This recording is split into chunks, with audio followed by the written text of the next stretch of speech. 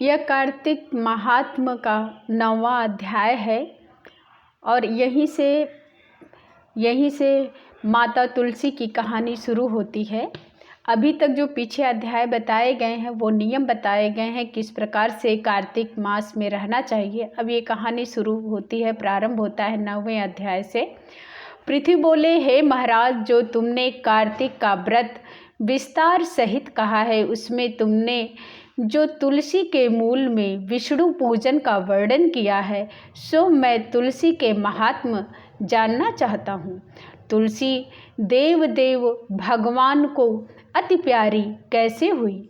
हे नारद, यह तुलसी कैसे और कौन से स्थान में उत्पन्न हुई? तुम सर्वज्ञ हो, अतएव यह सब संक्षेप में मुझे बताओ। नारद बोले, एक समय सब देवताओं से युक्त और अप्सरागण द्वारा सेवित इंद्र शिव जी के दर्शन के लिए कैलाश पर्वत को गए। इंद्र ने शिव के स्थान में जाकर भयंकर कर्म वाले एवं दांतों और मुख से भयंकर एक पुरुष को देखा। इंद्र ने उससे, रे तू कौन? जगत के ईश्वर शिव जी कहाँ गए? हे राजन, ऐसा बारंबार पूछने पर वह सब कुछ ना बोला। तब इंद्र क्रुद्ध होकर बोले, जो मेरे पूछने पर भी तुमने उत्तर नहीं दिया, इससे मैं तुझे वज्र से मारता हूँ। हे दुर्बुद्धे, तेरा रक्षक कौन है?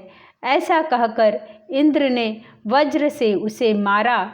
वज्र के लगने से उस पुरुष का कंठ में नीलता हो गई और वज्र भस्म हो गया और रुद्र भगवान अपने तेज से जलते हुए प्रकट हुए।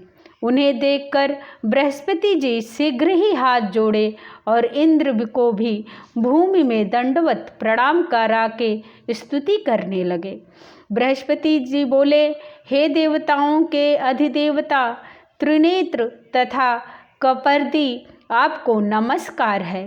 त्रिपुरासुर का नाश करने वाले, सर्व तथा अंधक दैत्य को मारने वाले, आपको नमस्कार है। विरूप, अतिरूप और रूप जो आपके हैं उनको नमस्कार है।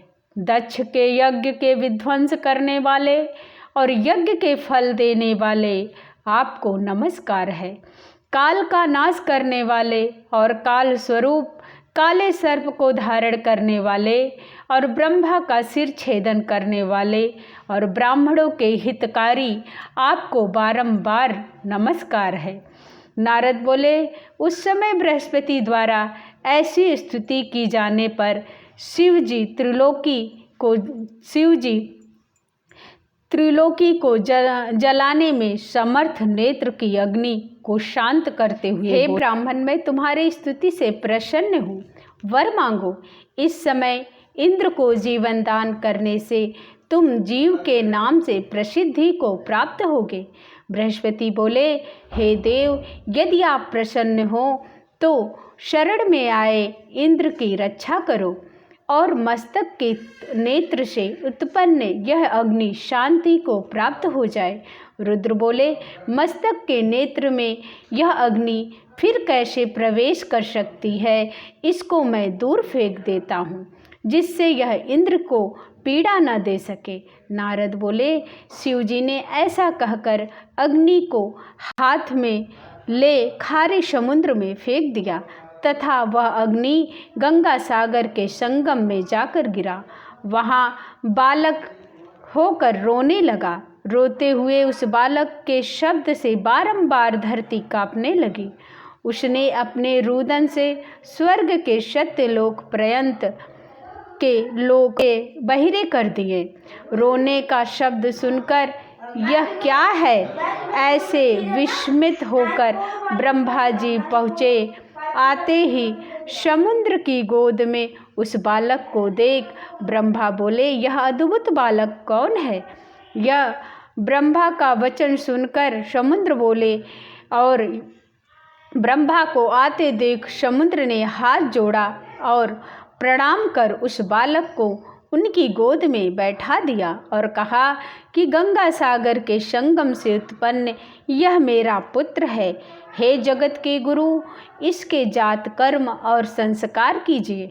नारद बोले, समुद्र ऐसा कह ही रहा था कि समुद्र पुत्र उस बालक ने ब्रह्मा की दाढ़ी पकड़ ली और बारंबार हिलाने लगा।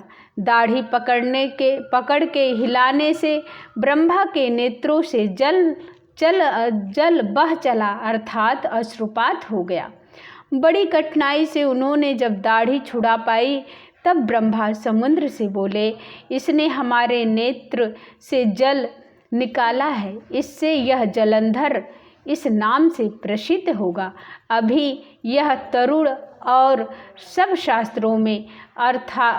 शास्त्रों के अर्थ का परागामी होगा और रुद्र के सिवा सब जीवों में अबाध्य होगा, अर्थात रुद्र के बिना इसे कोई न मार सकेगा। जहाँ से यह उत्पन्न हुआ है वहीं फिर लीन हो जाएगा।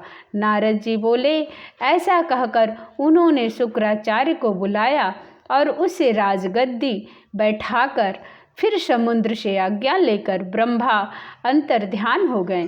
तदंतर उनको देखने से प्रसन्न नेत्र सागर ने उनकी स्त्री के लिए कालनेमी की सुता यानी वृंदा की याचना की। इसके बाद कालनेमी आदि असुरों ने प्रसन्न होकर उस पुत्री का दान किया।